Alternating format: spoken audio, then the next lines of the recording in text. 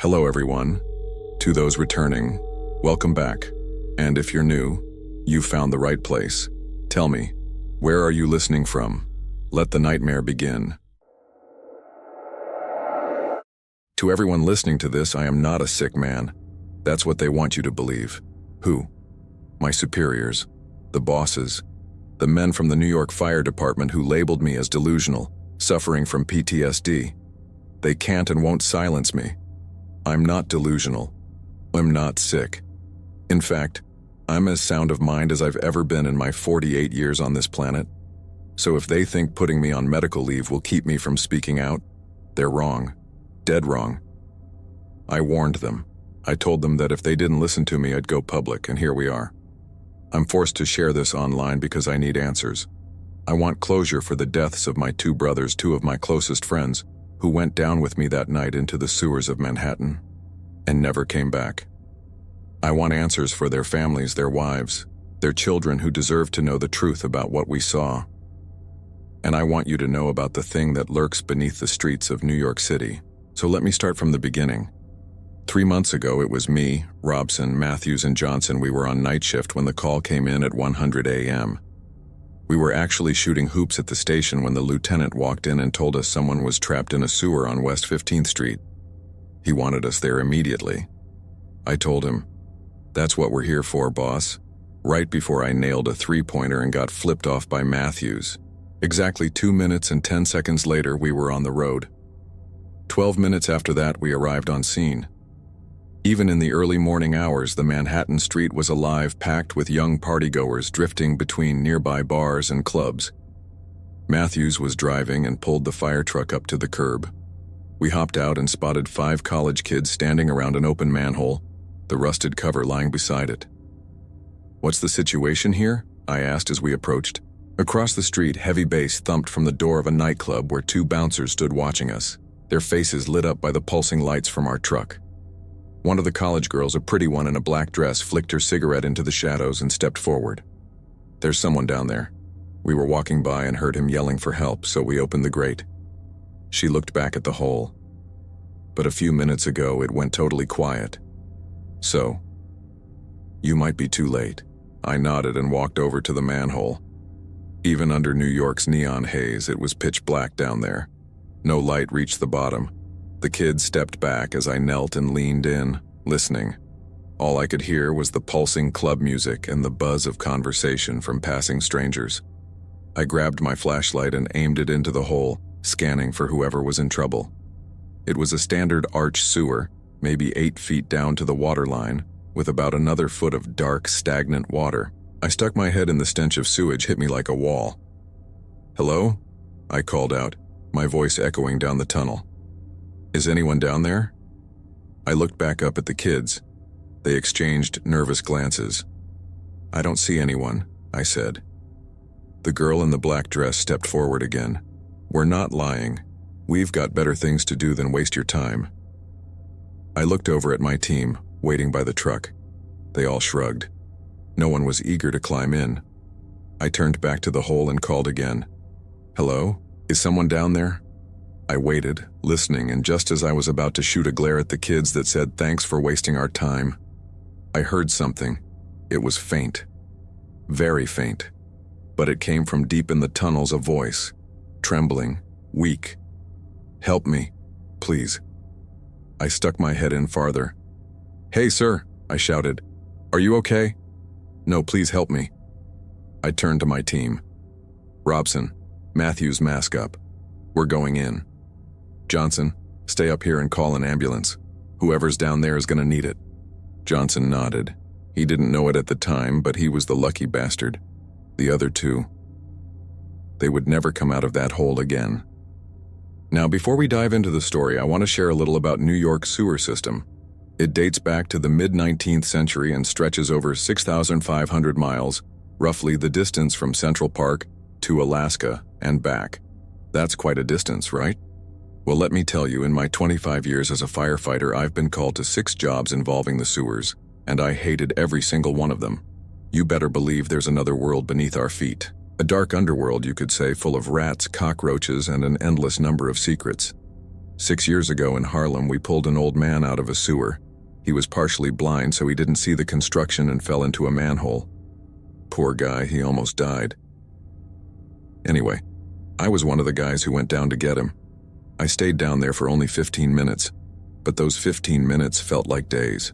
When you're down there, your mind is like a dog off its leash, running wild with endless questions and what-ifs. What if the ceiling collapses? What if the water suddenly rises? What if that strange noise you hear deep in the tunnel is some monster slowly crawling toward you? That's exactly what I was thinking as we put on our masks, ready to go down. Other bystanders stopped to join the college students, and soon a whole crowd was watching from the street like some grim farewell party. That came with the job. Most people kept walking when the police showed up or out of respect for the ambulance crews. But for firefighters, people thought it was a free ticket to the circus. Hey, let's watch Johnny disappear into a black hole. $10 says he never comes back. I was the first to enter the sewer. The water level was much higher than I'd expected, up to my knees, which didn't exactly thrill me.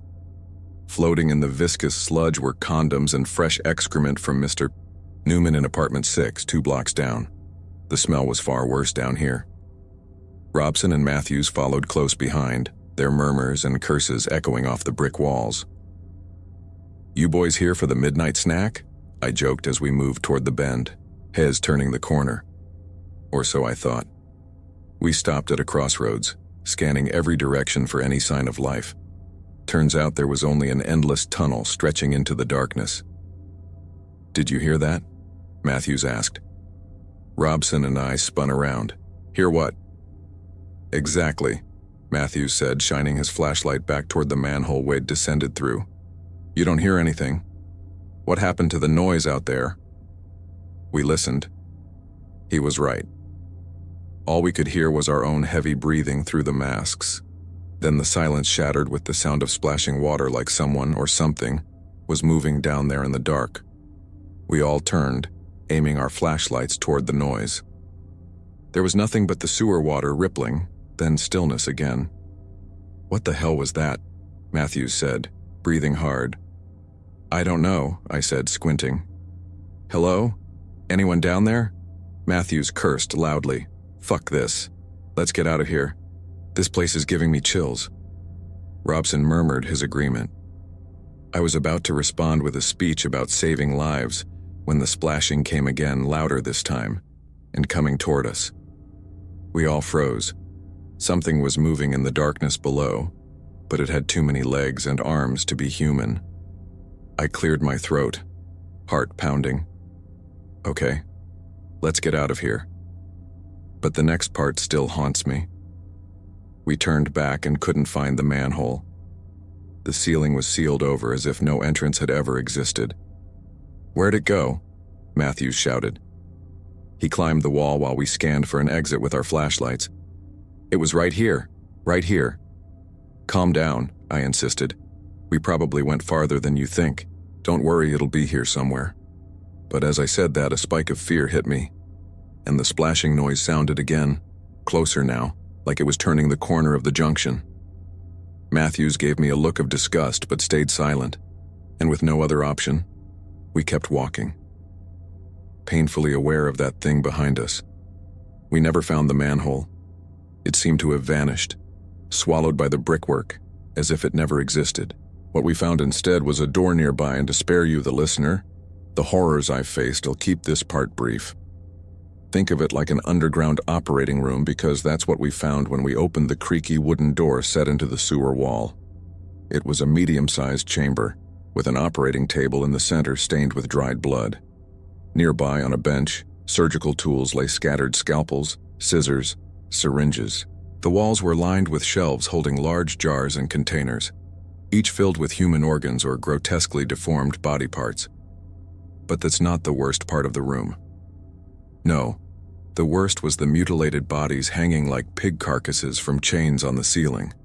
8 of them, some missing legs, others missing arms. Most of their faces were intact, frozen in grotesque expressions of terror and agony. We stood there in stunned silence, trying to comprehend the scene.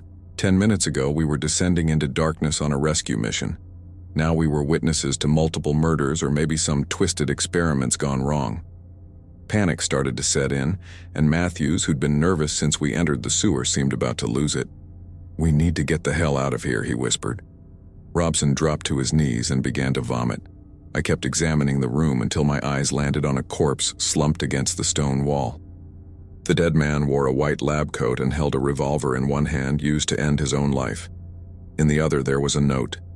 I carefully took the note from his hand and began to read. To the person reading this, "Beware the creature in the depths. I am Victor, and he is my Frankenstein." Matthews took the note from me and read aloud, "I am Victor, and he is my Frankenstein." He muttered, "What the hell does that mean, Victor Frankenstein?" I said grimly, "The doctor from Mary Shelley's book who created a monster to cheat death. Maybe this person was doing similar experiments." I looked at Robson, as if asking him to validate my theory. He was deathly pale and stared at me blankly. Generation Z, I thought. "And what about the creature in the depths?" Matthews asked. "Is that thing out there splashing around?" "How would I know?" I snapped. "All I know is we need to get back to the surface and call the cops and report Ted Bundy's basement down here." "Easier said than done," Robson muttered. I sighed. "Well, unless you two want to hang around here and wait for Scooby-Doo to show up, I suggest we get the hell out of here." They both stared at the stone floor. No more arguing. "All right," I said. "I'll go first. Robson, you take the middle.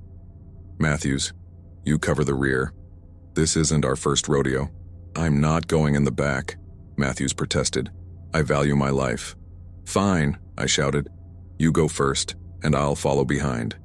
Deal?" Honestly, it didn't matter who went first since we were only inches apart as we stepped out of the room and back into the sewer. The silence was deafening. As we waded through the murky water, I kept picturing a rotten hand grabbing my leg, dragging me under. We weren't far from the room when we heard splashing ahead. We aimed our flashlights in that direction, and then we saw it. The creature. It had a human-like body but 4 arms and 4 legs, making it look like some grotesque spider-human hybrid. Its eyes were red, and blood dripped from its snarling mouth. This had to be the Frankenstein, I thought, because you could even see the stitching around its skin where extra limbs had been sewn onto the joints. It even wore a wedding ring on one hand, glinting in the flashlight's beam. As for its face, unmistakably human, with features that looked like a homeless man's. Its eyes glowed a bright, eerie red in the darkness, almost robotic, like some kind of human spider cyborg.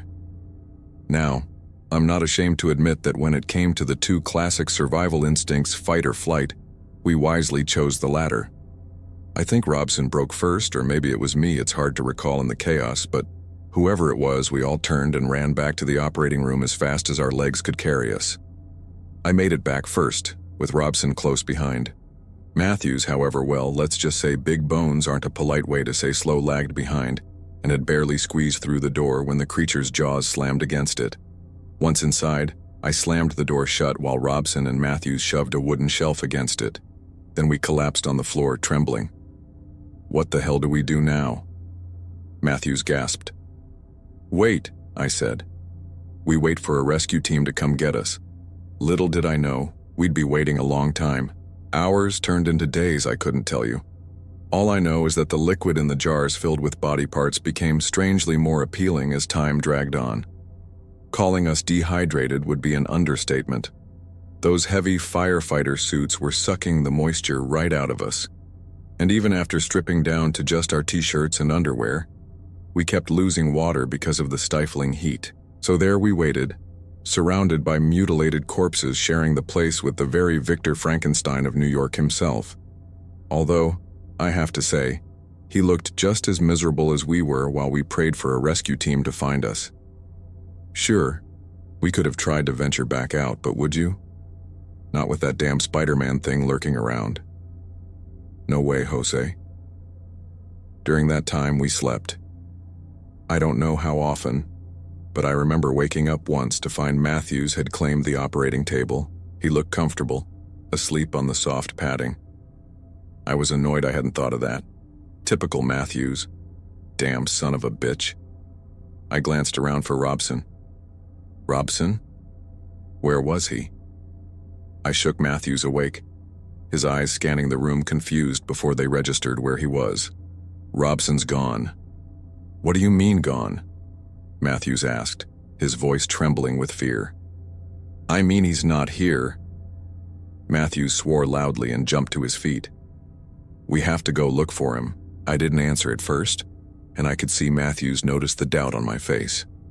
Yes, I said hesitantly. Well, go find him. Opening that door was possibly the hardest thing I've ever done. The fear of the unknown weighed heavily on us, and the thought that we might die in this underground maze was truly unsettling. Flashlights in hand, we moved forward, calling for Robson, but there was no sign of him, and we never found any trace to this day. His body remains missing. Why he left that room, I can't say. Madness, maybe. I prefer not to know, because knowing how Matthews died is torment enough for me for the rest of my life. It was while searching for Robson that Matthews twisted his ankle. He caught his foot on a loose brick in the sewer, and his screams briefly interrupted our search. Breathing hard, I went to his side. How bad is it? The pallor on his face told me all I needed to know. He groaned. I can't walk. That's when a guttural sound echoed through the tunnels, a low, inhuman growl that seemed to reverberate off the walls. Matthews and I exchanged terrified glances. The creature was coming. Instinctively, I stepped back away from Matthews. Help me, he cried, his hand reaching out. Please. The growl grew louder. Matthews' eyes went wide, sweat glistening on his face. Help me, he screamed. Help me, damn it. It was strange hearing such a desperate, pleading voice. I was his friend, and he needed me like never before. But what did I do? I kept moving backward. Please. He sobbed, tears streaming down his face. Don't leave me. Please. Think of my wife and kids. I'm not leaving you, I tried to say, but I stayed silent until he disappeared into the darkness. That's when I turned and ran, hearing his terrible cries calling my name over and over. For another minute, his voice echoed through the sewers, the last minute of his life. Then that beast in the Manhattan sewers took him. I heard from afar as it devoured him alive, laughing because it wanted him to suffer. I never heard his last breath.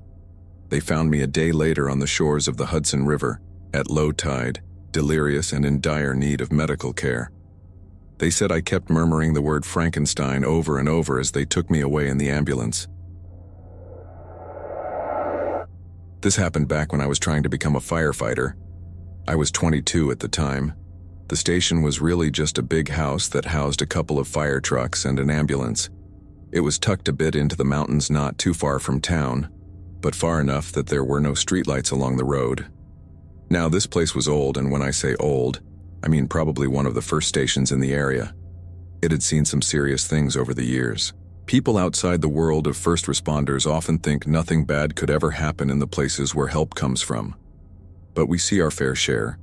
From a local farmer arriving with his son mutilated, missing an arm after trying to save him, to actual babies being left to freeze to death outside the station.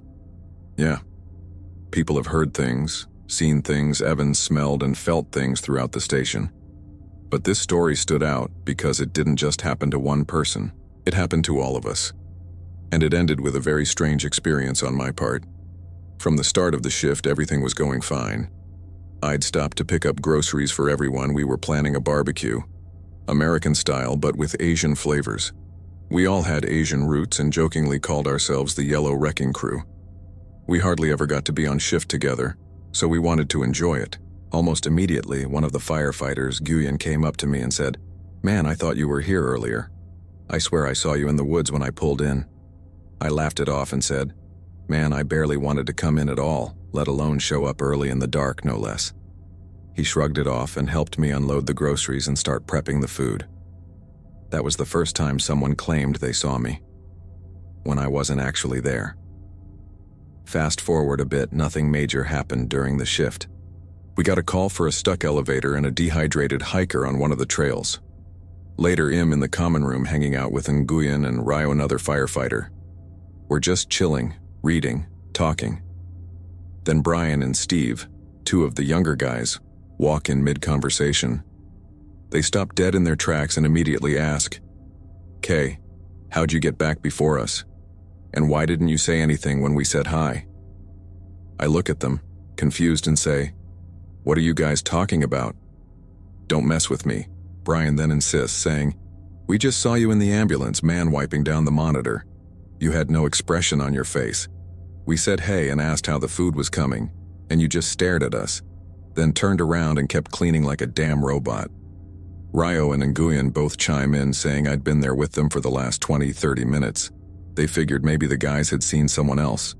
But Steve cuts in, annoyed, and says, "Look, just because we're all Asian doesn't mean we look the same. The only one with tattoos below the shirt line, glasses, and he's like 6 feet tall. You can't mistake him for anyone else." Nguyen finally adds, "Look, I've had my eyes on him this whole time. He didn't leave his seat. And I don't like where this conversation is going. That was strange occurrence number 2. After a few more calls from lost hikers folding up the fender and waiting for food, everyone's in the kitchen. We're all helping with dinner, cooking rice, preparing vegetables, getting dessert ready. Steve, keeping the conversation going, was assigned dish duty earlier and he's not thrilled about it. But the new guy's problems aren't enough to change that. Danny, an engineer, steps out of the kitchen to go upstairs and grab something. He disappears for maybe 2 minutes. The bedrooms are right above the kitchen, so I heard him walking. But then I also heard the distinct sound of another pair of footsteps following right behind him. I figured someone else had gone up there too. Suddenly, there's a loud thump like he dropped something. We all stop what we're doing and just kind of wait. Finally, Rio yells out, "Hey, you okay?" No response at first, but then we hear footsteps, not running, but walking really fast. Danny comes out of the bedroom area, down the hallway, and then down the stairs. He looks pale. Nguyen asks what happened and jokes, "Did the ghost touch you?" His laughing while watching one of those jump scare videos his brother sent him. But later that night, after dinner, while Nguyen and I were putting food away, Danny comes over to us and says he actually saw something. He said something was standing between the bunk beds. He pulled out his phone and turned on the flashlight, and he saw my face staring at him, smiling. I wasn't moving. I was just standing there grinning at him. When he tried to say something and throw something at me, he looked again, and I was gone. Then we got a call and had to step out. A couple of county cops stopped by to use our bathroom and stretch their legs a bit. While we were outside, one of them texted me, "Hey man, where'd you go? You're acting kinda weird." I just replied with a simple question mark.